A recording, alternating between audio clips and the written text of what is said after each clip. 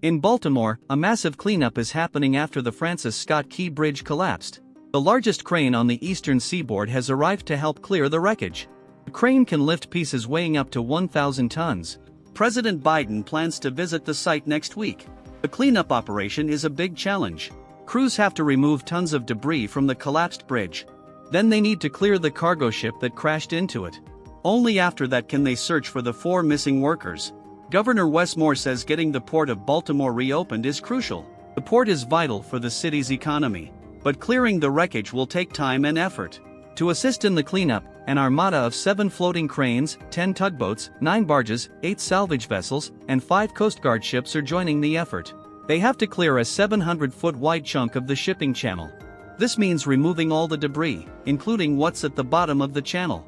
One of the top priorities is removing the wreckage to allow divers to search for the missing workers. Among them is Jose Lopez, a father of 3. His wife, Isabel Franco, says she's heartbroken and desperate for answers.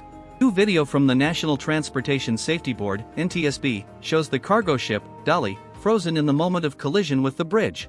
Investigators are collecting evidence and interviewing the crew to understand what happened. The ship hit the bridge with the force of a Falcon 9 rocket launch.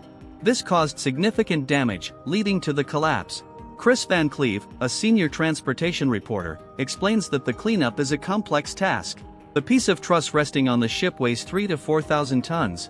The crane can only lift 1,000 tons at a time, so they have to cut the debris into smaller pieces. Moreover, much of the wreckage has sunk into the water, making it challenging to access. Divers will have to go down and cut the debris by hand.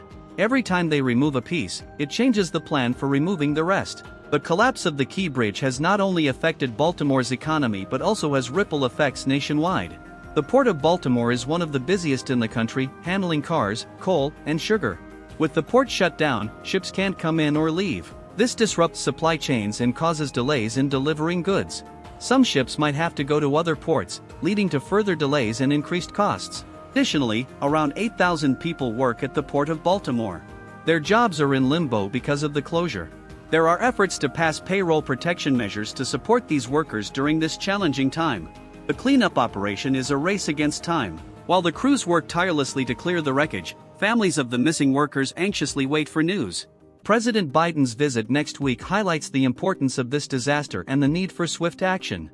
As Baltimore navigates through this crisis, the resilience and determination of its people shine through. Despite the challenges, the city remains united in its efforts to rebuild and recover from this tragedy.